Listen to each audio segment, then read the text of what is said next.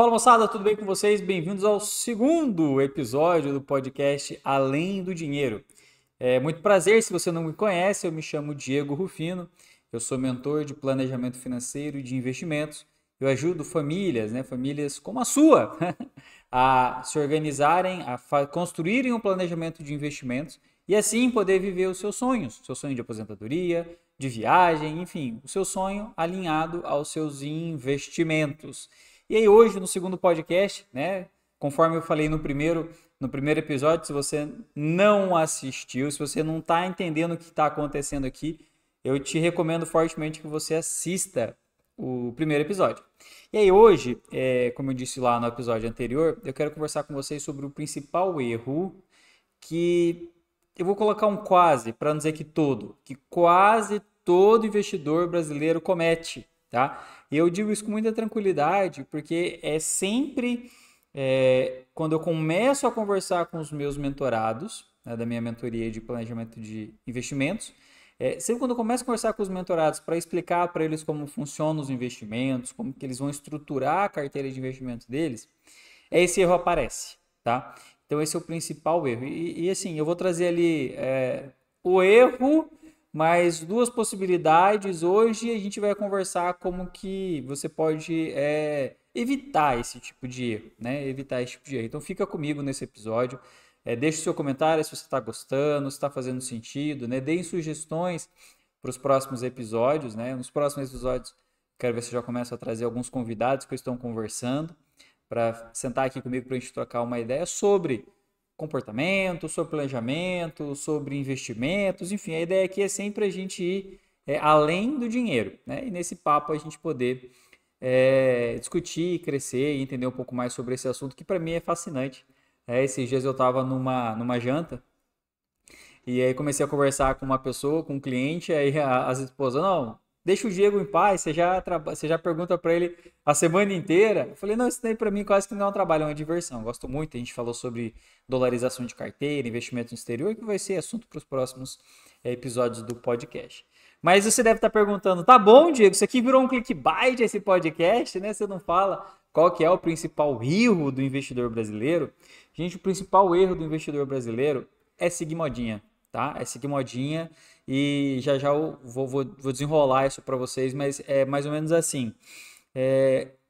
O maior volume de perguntas que eu recebo é, Diego, qual investimento rende mais? Anotem isso aí no caderninho de vocês, né? E responda aqui nos comentários se vocês alguma vez já procuraram algum profissional de investimentos e fizeram essa pergunta, né? Assim, Diego, qual que rendimento investe mais? E olha só, qual rendimento investe mais? Qual investimento rende mais? Eu coloquei qual rendimento investe mais. Mas enfim, você vê, olha só, eu estava na semana passada, né, fazendo uma sessão de mentoria com uma mentorada que já é do nível médio, né, quase avançado ali nos investimentos. Daqui a pouquinho já migra ela para mentoria avançada. E ela me soltou essa. Né? Eu vi que ela estava angustiada e a gente olhando, ela estruturando a carteira de investimentos dela, eu explicando como funciona. Ela, Diego, mas assim, às vezes eu entro na conta da minha corretora, né? No caso, vou falar, né? Corretora XP, né? Isso aqui não é um podcast patrocinado, mas enfim, poderia, mas não é. Ela tem a conta na XP, ela estava rodando ali, né? Ela entrou e, Diego, olha aqui, eu preciso saber, mas o que rende mais? Onde eu vou colocar meu dinheiro? Né? Eu falei, olha, se você está fazendo essa pergunta, a gente vai ter que rever alguns conceitos da nossa mentoria, porque não é assim que funciona. Por exemplo, aí eu mostrei para ela um fundo de investimentos de ouro, né, que pega ativos em ouro. Gente, em janeiro, né, tô olhando a data aqui, em janeiro ele rendeu, sei lá, absurdos 17%. Falei, olha, esse aqui é do ouro. Ela, nossa, que legal, por que você nunca me mostrou antes, nunca falou sobre esse ativo antes e tal?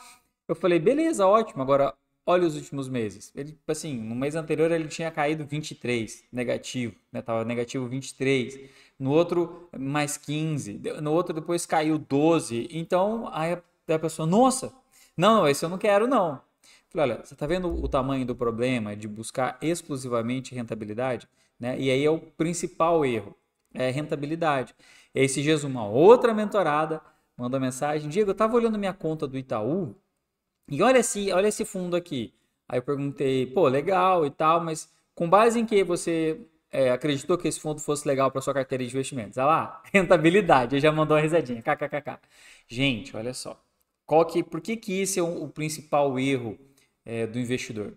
Eu vou responder essa história, eu vou responder essa pergunta com uma outra história de um cliente meu. Tem um cliente, né? Ele é um senhor, ele já está com 83 anos, 80, não, desculpa, ele está com 79 anos, esse senhor, esse cliente. E aí ele caiu para a gente, aqui na parte da consultoria de investimentos, né, não na mentoria, e aí eu fui analisar a carteira dele. Né? Quando você olha, num primeiro momento, a carteira dele está com uma rentabilidade média interessante, 0,8, 0,9, 1%. Quando você bate nesse resultado, eu falei, pô, legal, interessante. Agora, peraí, ele é um, vamos desenrolar esse caso, né? Ele é um senhor, ele tem 79 anos, né? Já está de idade avançada, apesar de estar bem fisicamente. Quando a gente tem 79 anos, né? Quer dizer, eu não tenho isso, mas eu acredito que quando eu chegar nessa idade, Deus abençoe que eu chegue nessa idade, a gente tem uma necessidade maior de liquidez. Por quê? Porque é onde vai começar a ter umas necessidades específicas de medicamento, de tratamento, de conforto e comodidade na casa, né? Então precisa estar líquido. Quando eu olhei para a carteira dele, quando eu abri a carteira desse cliente, a maioria dos investimentos estavam amarrados para 5 anos, tinha um de 7 anos, nós estamos em 25, tinha um de 10 anos, pasmem, tá? Amarrado por 10 anos, né? Um tipo específico de investimento. Não vou entrar aqui no detalhe, né? Ah, era um CRI, tinha um CRA, tinha uma debênture, enfim, não é o caso. A questão é assim, vamos focar aqui no principal erro, né? Os prazos estavam alongados demais, né? Aí eu perguntei, tá, senhor fulano, mas como que você chegou nisso aqui? Como que foi? Ele, eu fiquei olhando a rentabilidade. Mas você fez essa carteira sozinho? Não, tinha um assessor me ajudando. Eu falei, então juntou a fome com a vontade de comer. Né? Você tem o principal erro do investidor, que é buscar exclusivamente a rentabilidade, só olhar para a rentabilidade, e você tem do outro lado um conflito de interesse, que essa pessoa ela queria ganhar comissão em cima desses produtos. E aqui que a gente tem uma carteira de um senhor de 79 anos que não tem liquidez nenhuma. Num período da vida que ele mais precisa é liquidez. E, gente, vamos ser sinceros, eu não estou praguejando a vida de ninguém, não estou dizendo que vai acontecer isso. Pode ser que ele viva por muitos anos, ultrapasse os 100 anos e, né, amém, que seja assim. Mas venhamos e convenhamos, se a gente colocar uma linha do início e do fim da vida, ele está mais perto da linha do fim do que da linha do início. Então, uma carteira dessa, isso não pode acontecer com alguém. Isso é quase um crime, para falar o bem da verdade, né? O profissional deveria ter orientado esse cliente melhor. Mas às vezes nem o próprio profissional consegue parar e fazer essa anamnese. Tem que olhar. Então, quando eu vou conversar com o cliente, e é isso que eu quero que vocês façam a partir desse episódio desse podcast, é analisar, por exemplo, rentabilidade é importante? Mas ela não vem primeiro, né? Tem que pensar assim, poxa, aí eu comecei a perguntar para ele, falei, senhor cliente, o que o senhor quer com esse investimento? Né? Qual que é a sua expectativa de vida? Uma pergunta óbvia, mas é importante. Qual que é a sua expectativa de vida? Você tem mais filhos? Eles dependem financeiramente de você? Sim ou não? Né? Porque existe um detalhe, né? Muitas vezes o que a gente faz é análise do perfil. Gente, eu estou falando porque eu fiz as anotações aqui, tá? Eu vou olhando aqui para mim não perder a linha de raciocínio que eu construí. Quando a gente vai investir nos bancos e nas corretoras, eles pedem para você análise do perfil do investidor. Geralmente ela vai te classificar em três aspectos, né? Se você é um investidor ou uma investidora. Oh meu Deus, fugiu o nome. Você é uma investidora ou uma investidora conservador, moderado ou agressivo. Depois tem o sofisticado, moderado agressivo. Aí são perfumarias, né? Mas pensando em três possibilidades, né? Então, conservador, moderado e agressivo. Beleza, mas esse é um tipo de comportamento em relação a um risco. Então, esse senhor ele já é um pouco experimentado nos investimentos, ele já teria ali um pouco de capacidade de correr um pouco mais de risco para um perfil ali moderado entre agressivo. Mas a pergunta é, ele tem capacidade para correr esse risco? Ele tem capacidade para ter este perfil de investidor? Não, ele até pode ter um pouco de conhecimento, mas ele não tem tempo para correr risco. Então, aos 79 anos de idade, para falar bem a verdade, ali depois dos 60 anos de idade, 70 anos de idade, aí já não tem mais tanto tempo para correr risco. Então, eu não tenho mais capacidade para estar exposto a esse tipo de ativo. Eu preciso do quê? De ter liquidez. O dinheiro está ali rendendo, protegido contra a inflação, pelo menos, mas disponível na sua grande parte numa velocidade muito grande. Porque se eu preciso desse dinheiro, eu não tenho. Se ele precisa fazer um tratamento complementar, se ele precisa comprar um medicamento, se ele precisa fazer alguma alteração, alguma adequação estrutural na casa dele, ele não tem. E o momento de usufruir de tudo que ele investiu e tudo que ele guardou durante a vida inteira é agora. Aí chega agora, vai bater na porta da corretora. Ah, então, tá bloqueado. Ah, se você sacar, se você vender, vai ser no mercado secundário, você vai tomar um deságio. Pô, isso é quase um crime. Mas por quê? Desse principal erro que é buscar exclusivamente a rentabilidade. Foi o caso dessa minha mentorada. Aí eu falei isso, falei, ó, tem esse fundo de ouro e tal. E aí, ó, você vê, aí já é uma pessoa mais jovem, né?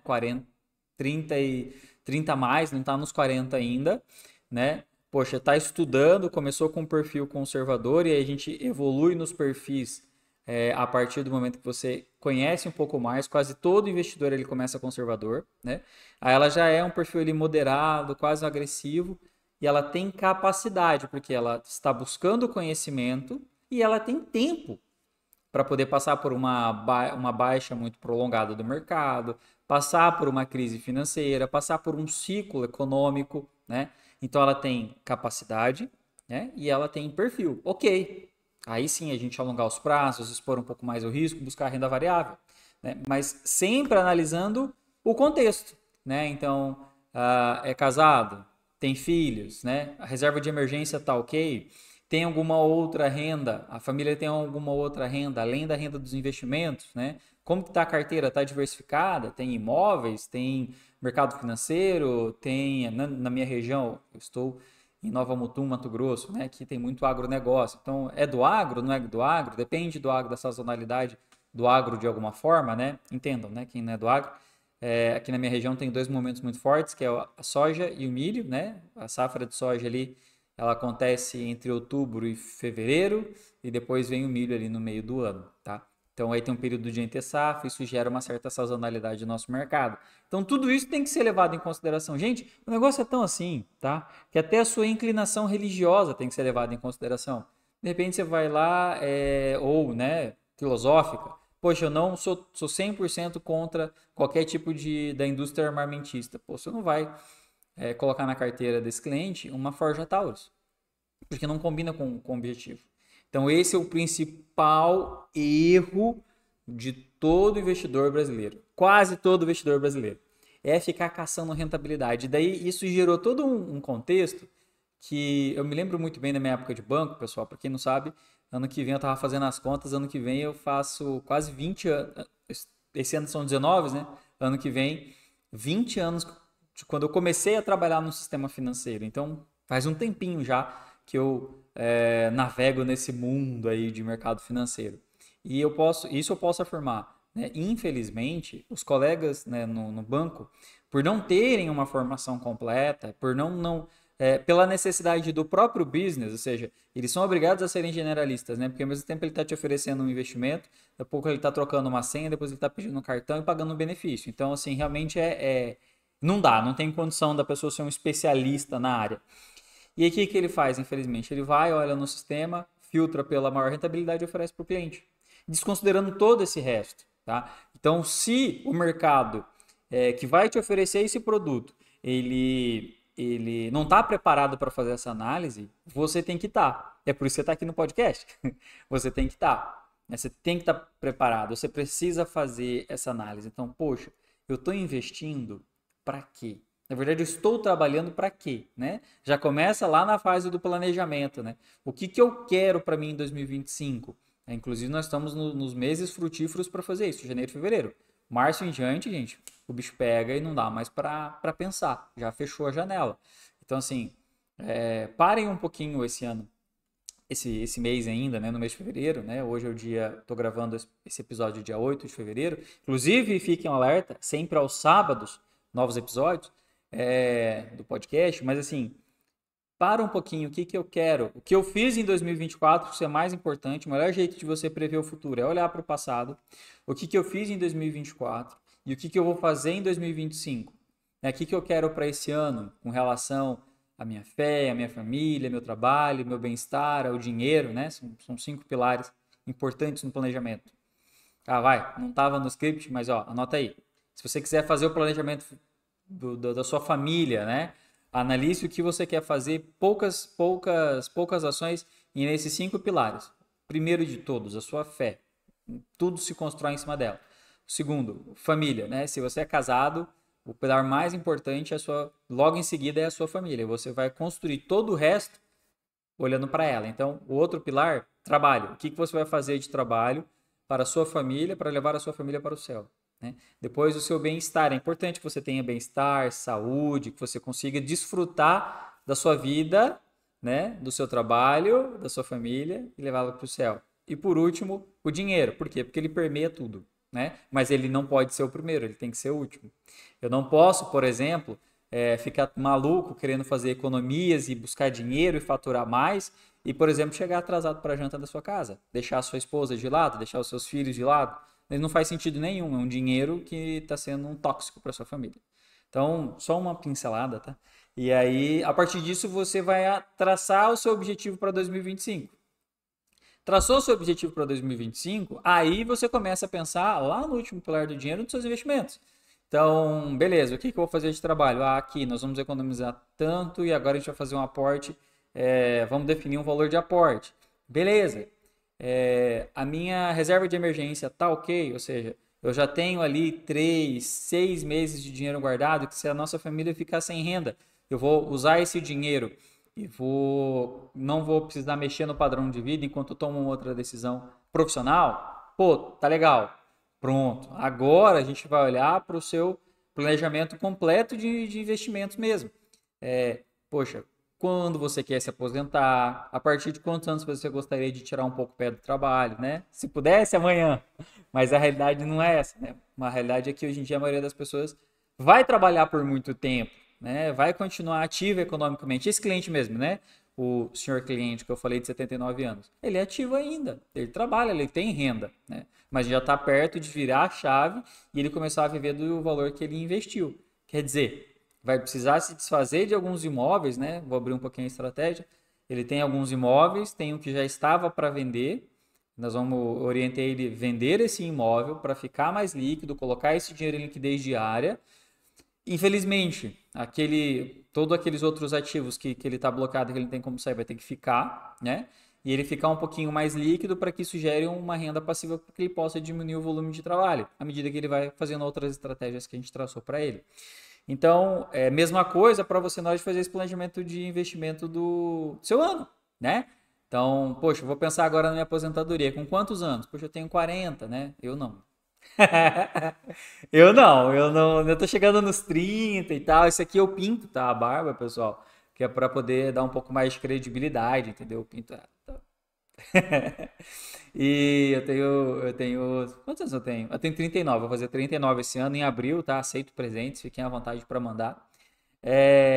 Em abril, eu faço 39. Então, poxa, eu quero. A minha fase de acumulação vai ser até que idade? Pô, 49, 59, 60 anos?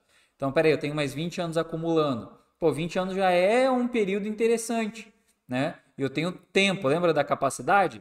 Né? Eu tenho tempo para correr um pouco mais de risco. Então, não seria interessante eu ter uma carteira mais focada em renda variável, em recebimento de dividendos, né, de maneira contínua, fazer efeito bola de neve, ou seja, não usar os dividendos, eu reinvestir esses dividendos? Pô, faz sentido para mim, faz sentido para minha família. Inclusive, isso não é uma recomendação de investimento. Serve para mim, para essa análise que eu acabei de fazer, mas não necessariamente serve para você. E esse é o problema. Quando você busca rentabilidade, você recebe soluções encaixotadas, generalistas, que não vão funcionar na totalidade.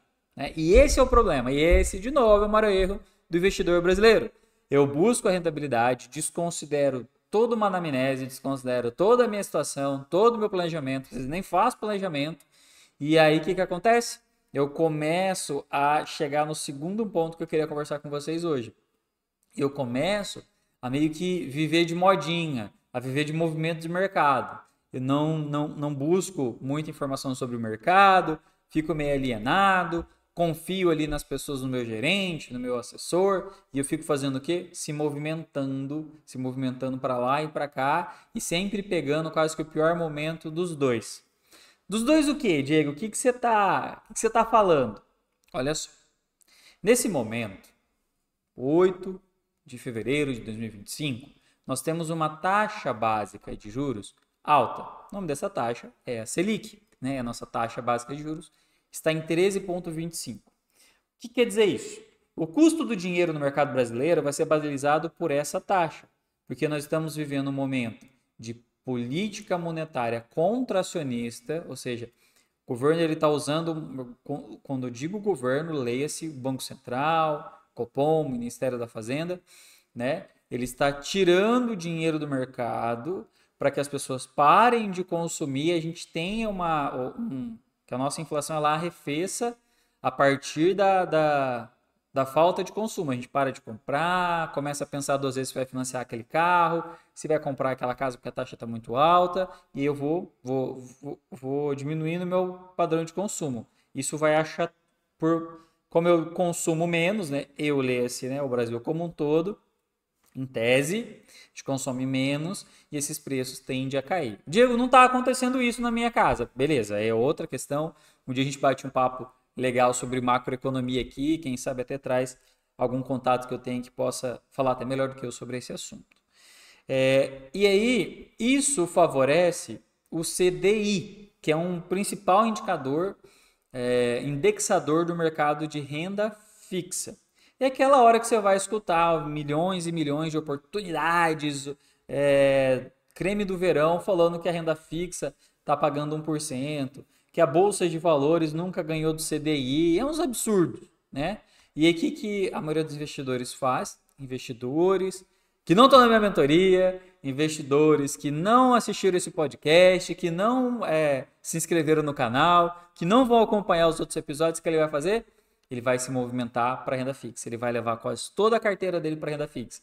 Aí é natural, quando a taxa de juros sobe, a renda variável cai, a bolsa de valores cai, que é o que está acontecendo. Quando a gente olha no curto prazo, né, quando a gente olha o gráfico pequeno, a notícia que tem bolsa acumula prejuízo, bolsa caiu abaixo, perdeu a linha dos 120 mil pontos, né?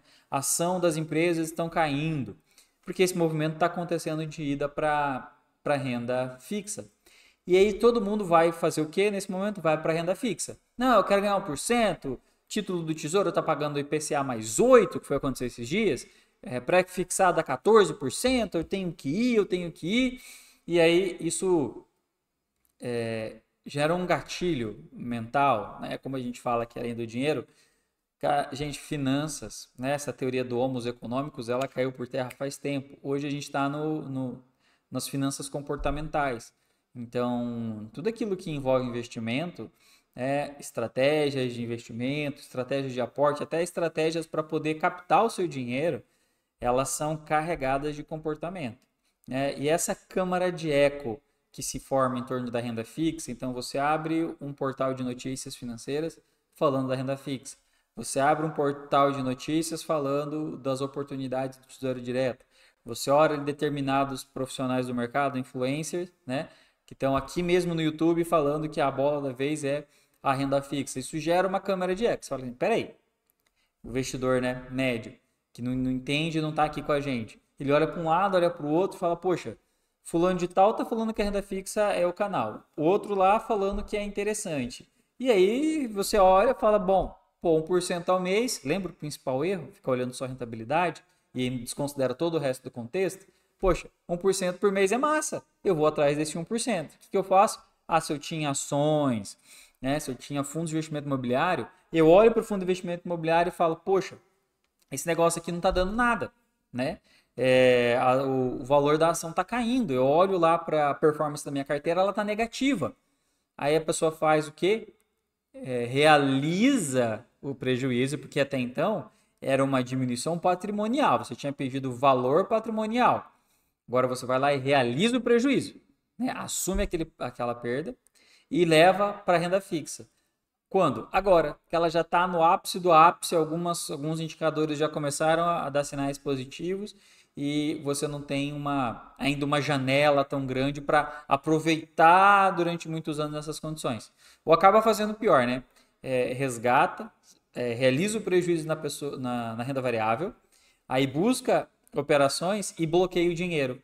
4 anos, 5 anos, né? Sem saber o que vai vir para frente nos próximos ciclos econômicos. Gente, esse movimento, ele é crasso, ele vai acontecer, tá? E se você ficou tentado por isso que está me assistindo hoje, comenta aqui, Diego, realmente eu fiz isso, né? Vamos aqui de confessionário, ninguém vai julgar ninguém. Eu fiz isso, eu tirei da renda variável e mandei para renda fixa. Eu nem olho renda variável porque alguém falou para mim que a renda fixa está pagando 1%. E aí vocês, nesse movimento, nessa câmara de eco, nesse gatilho, o nome correto é efeito manada. Nesse efeito manada, deixa de considerar, por exemplo, poxa, eu estou olhando aqui para uma renda fixa que está pagando 1% esse ano, ou no máximo 3 anos. Qual que é o meu horizonte de investimento? Vamos pegar o meu caso? 20 anos. Espera aí, o que são 20 anos? Dentro de um aporte durante 20 anos, o que são 3? Né? O que são 3 anos? Muito pouco, quase nada, né? Tem outros 17 pela frente. Aí o que a pessoa faz? Ela vai lá e começa a abrir mão das oportunidades, porque nesse momento existem boas empresas com bons fundamentos, bons fundos que estão descontados. Ou seja, ela está com... ele está com abre aspas, né? Ele está barato, fecha aspas. Não gosto muito desse termo, mas vamos facilitar aqui por enquanto. Sempre quando estou na mentoria, eu falo que o barato é marido da barata.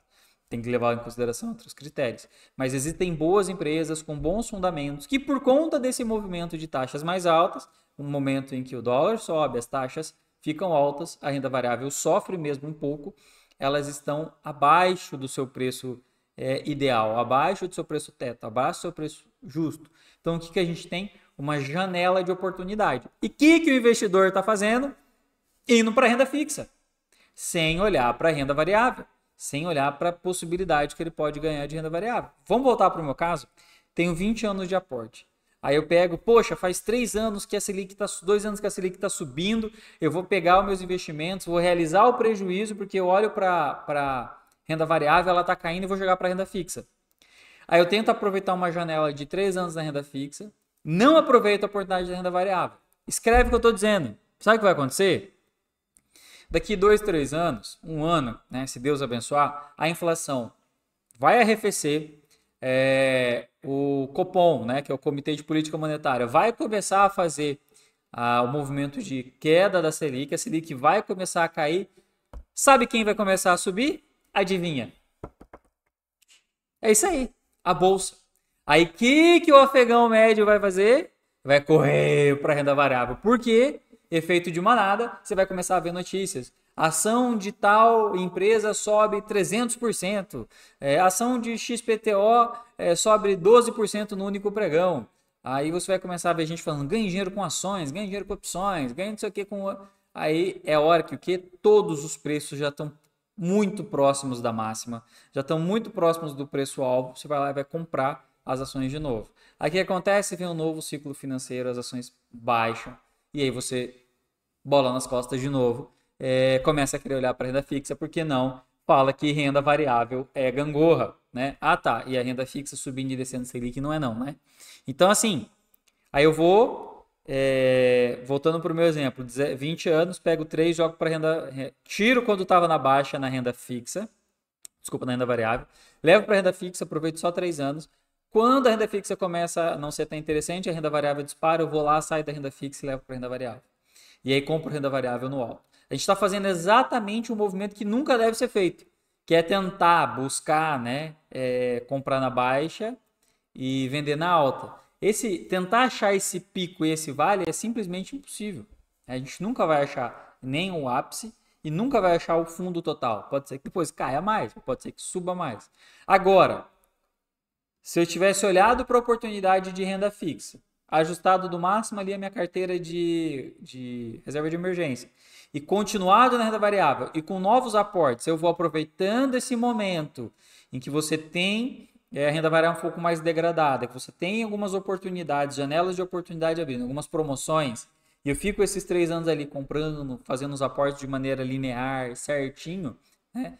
Aí eu tenho, poxa, beleza, minha carteira perdeu para o CDI durante 3 anos, mas eu vou continuar aplicado 17. Vamos pegar então, ao longo de 20 anos, ou esses outros 17, né? Sempre quando a gente olha para um gráfico de renda variável no dia, ele parece um eletrocardiograma, ele vai para cima, para baixo, para cima, para baixo, para cima, para baixo.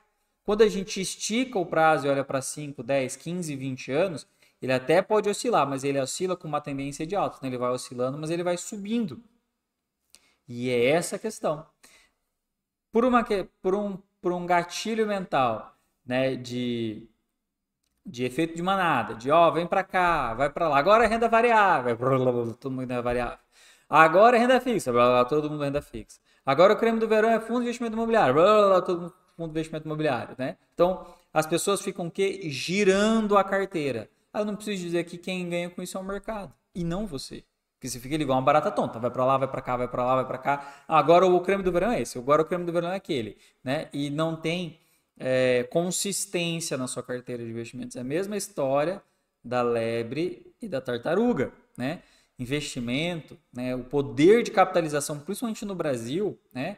Ele é muito forte, né? Uma das maiores forças do universo é o juro composto, porque ele é exponencial em relação ao tempo, né? A fórmula do juro composto, você tem a taxa elevada ao tempo, né? Uma potência de tempo. Então ele gera aquele gráfico exponencial. Você começa a investir, sobe um pouquinho, 5, 8, 10 anos depois a tua carteira faz assim, porque ele é a fórmula do gráfico exponencial. Agora, quando eu estava no ponto de inflexão, que a minha carteira ia começar a acumular, o que eu ia ganhar de juro é maior do que eu tinha aportado de capital, o que o mercado te leva a fazer? Tira, manda para renda fixa, porque a renda fixa é o canal. Então, esse movimentar da carteira é o principal erro. Esse sim, é o principal erro do investidor. É querer ficar caçando a nova novidade, né? O creme do verão, qual que é o bom agora, né? Gente, direto eu recebo essa pergunta, direto eu recebo esse tipo de ligação. Diego, o que está rendendo mais? Diego, qual que é o melhor investimento? Gente, coloca uma coisa na cabeça de vocês. Não existe o melhor investimento. O melhor investimento é aquele que faz sentido para você. De repente, o melhor investimento para você é comprar um terreno. De repente, o melhor investimento para você é pegar esse dinheiro que você ia guardar e investir na sua família. É sair com a sua esposa, é cuidar da sua saúde, é pagar caramba da academia, é emagrecer, é pagar um médico. Esse vai ser o melhor investimento da sua vida. Para com essa história de querer ficar caçando a maior rentabilidade. Rentabilidade é só um indicador de vários dentro de investimento. Tem rentabilidade, tem risco, tem liquidez. Vamos lá, já que é para falar, né? Eu tenho qual que é a duration, qual que é o índice de Sharpe, sabe? Tem muita coisa. E aí a gente foca o quê? Na rentabilidade. Abrindo, sem olhar o quê? A minha vida. Então, assim, o meu planejamento. Então, gente, hoje eu queria trazer para vocês essa reflexão. O que eu estou fazendo com a minha vida, né? O que eu quero para os próximos anos, naqueles pilares que eu disse. Qual que é o meu planejamento para 2025? Beleza. Agora, a partir disso, eu vou construir uma carteira de investimento que converse com a minha realidade, com aquilo que eu quero para o futuro. Aí sim eu vou começar a encontrar candidatos a melhores investimentos. Então, assim, o mercado financeiro ele está cada vez, graças a Deus, mais amplo, mais sofisticado, mais acessível, né? Hoje você baixou um aplicativo, poxa, o Nubank, super legal, você vai lá, baixa o aplicativo. Não estou indicando também, mas você vai lá, baixa o aplicativo, manda o dinheiro, ele está rendendo 100% CDI. Né? Beleza, é rentabilidade, mas aquilo lá vai conversar com a minha realidade? Vai, não vai, né? Eu posso construir caixinhas. Então, assim, o investimento ele tem que conversar com vocês. Vocês têm que conversar com o investimento. E isso passa pelo planejamento. O que eu quero? Para onde eu vou? Né? Para que eu vou? Com o que eu vou? O que eu vou fazer? Né? O que? Como? Quando? Onde? Sim, são muitas perguntas, né? Mas a gente tem que fazer esse exercício de refletir um pouco mais sobre a nossa vida. O que a gente quer para a nossa vida e o que a gente quer para o nosso futuro.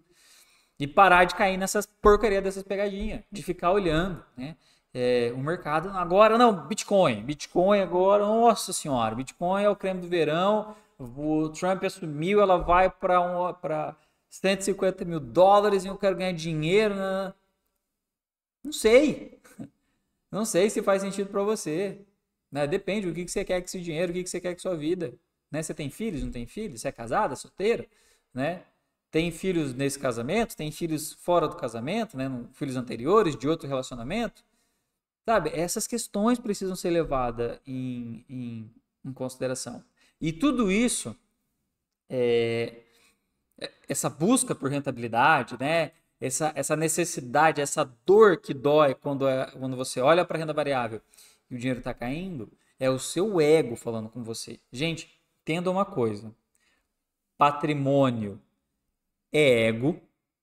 Patrimônio é ego, tá? O lucro, ele é ajustável, de acordo com as empresas, aquilo que você faz. E o caixa é o rei. Então, um conceito básico aqui.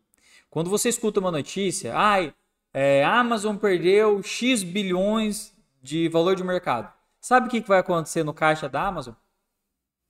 Nenhuma. Né? Nenhuma. Nada. Porque ocorre que as ações já não tem mais nada a ver com a empresa, né? Só é o ticker da empresa, porque um dia eu explico essa questão de mercado primário e mercado secundário. As ações, para um movimento de mercado, né, elas perderam valor. E aí, se a gente multiplicar o valor dela pelo número de ações disponíveis, a gente tem ali um valor virtual, um valuation virtual dessa empresa no mercado. E aí, como as ações caem, o valor cai, mas a empresa está sólida, ela está produzindo caixa, e o investidor está recebendo a grana dele. Então, patrimônio é ego. O problema é esse. O investidor que comete o erro de ficar olhando para a rentabilidade, ele está com o ego ferido quando ele olha para a carteira de investimentos dele e ela está lá negativa. 1%, 2%. E ele não tem uma filosofia, não tem um planejamento. Ele fala, não, estou perdendo dinheiro. Mas, gente, investimento, principalmente em renda variável, o que põe dinheiro no seu bolso são os dividendos. Ou quando você tem uma estratégia muito boa e você vai vender essas ações no futuro com lucro. Apesar que se você deixa ela no longo prazo, a possibilidade é que você venda elas com lucro. Então, é isso que põe dinheiro no seu bolso. Se você tem uma filosofia de investimento de longo prazo, né? Investimento de valor, é o dividendo que a empresa distribui pelo fato dela ter sido sólida, dela ter sido saudável, é o que põe dinheiro no seu bolso. É o caixa. O caixa é o rei. O valor patrimonial da empresa diminuiu, a ação diminuiu. Quando eu olho a minha performance da minha carteira, está negativa. Ok. Mas a empresa está saudável? Pô, está saudável. Os indicadores estão vindo bem. Ela continua tendo lucros constantes. Beleza. Ela continua distribuindo o mesmo nível de dividendo, às vezes até aumentando? Sim. Então, gente, lasque-se. Porque patrimônio é ego, é o que faz você ficar girando carteira. E o mercado sabe disso e ele se vale desse movimento, né, para poder gerar sua carteira e ganhar altas taxas em cima disso.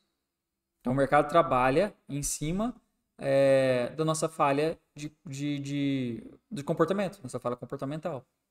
Então, o que eu queria dizer, assim, trazer de reflexão para vocês hoje é isso.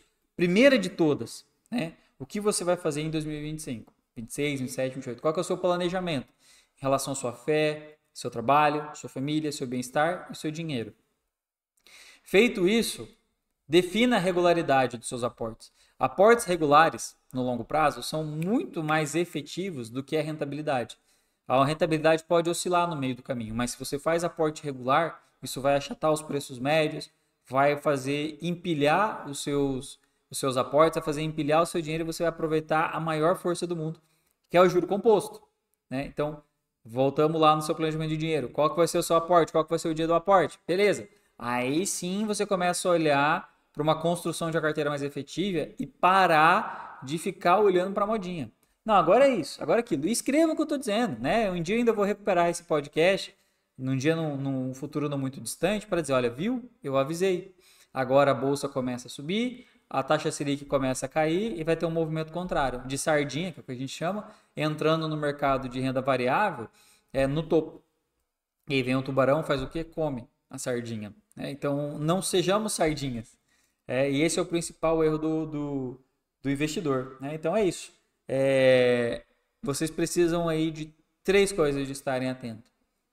Ter um planejamento, parar de seguir a modinha e buscar pelo menos o básico de informações de mercado. Né? Vamos fazer um regime esse ano, regime de informação, para de acessar alguns sites, para de consumir alguns conteúdos e vamos consumir uma coisa básica, entra no site do Banco Central ou segue o Banco Central, por exemplo, nas redes sociais, no Instagram, que seja. Quando tem uma reunião do Copom, o Banco Central dá publicidade a esse assunto. Chega lá, reunião do Copom, taxa Selic em 13,25. Poxa, a renda variável vai sofrer de novo. Começou a cair agora. O Copom reduz a taxa para 13. Opa, a taxa de juros começou a cair. O mercado vai voltar a aquecer. Então pode ser que a Bolsa de Valores reaja positivamente. Ter pelo menos esse mínimo de noção do que está acontecendo no contexto macroeconômico, no mercado. Não estou falando de política, não estou falando do grupo de Zap, não estou falando de nada dessas porcaria aí. Estou falando de informações relevantes que geram impacto no contexto macroeconômico e nos seus investimentos. Então é o básico. É o básico, gente. Segue o Banco Central, vai. Dá uma olhada no que eles estão falando, dá uma olhada nas publicações do Copom. 5 minutos. Né? Isso aí já vai te dar uma noção de, está acontecendo alguma coisa aqui que vai favorecer os meus investimentos a longo prazo. E o que eu estou dizendo para você se você é jovem, né, igual eu, jovem ainda, 39, né, quarentinha, ainda tem muita estrada pela frente, tem muita estrada para rodar. Então, comecem a pensar em investimentos com perfil de longo prazo. Evitem modinhas e invistam de acordo com o seu planejamento, de acordo com a sua filosofia de investimento, daquilo que vai fazer sentido para você, se você for casado, para sua família e para seus filhos. Aí sim você vai encontrar o melhor investimento para você, não o que tem a maior rentabilidade, pessoal. Era esse o contexto que eu queria trazer para vocês nesse podcast. E eu já quis trazer logo de início, né? O primeiro episódio com conteúdo, o segundo eu expliquei basicamente o que é o podcast, justamente para abrir os olhos de vocês, porque todos os dias eu recebo a mesma pergunta lá no meu Instagram. Então, se você não me segue, @DiegoJRufino, lá no Instagram, vou deixar aqui também nos comentários, já me segue lá. Todo dia eu recebo essa pergunta. Eu recebo essa pergunta no Instagram, eu recebo essa pergunta no meu WhatsApp, quando eu converso com algumas pessoas. Qual é o melhor investimento? O que está rendendo mais? Gente, para com isso, tá? Vamos criar esse movimento, né? Vamos criar uma tribo, um movimento das pessoas que sabem o que de fato é investir. Investem mesmo, são investidores de valor, né? E não investidor de rentabilidade, pessoal. Esse era o recado para vocês. Deixem aqui nos comentários as dúvidas, se fez sentido para vocês, se alguma vez você fez essa pergunta de qual que era o investimento melhor, qual que estava rendendo mais para o momento. Considere se inscrever no canal. Todo sábado, episódios novos, e aí daqui uns dias a gente vai começar a trazer convidados e vai ficar cada vez maior. Aquela sempre história, né? O próximo episódio vai ser melhor. Tá bom, pessoal? Grande abraço, fiquem com Deus, até o próximo episódio.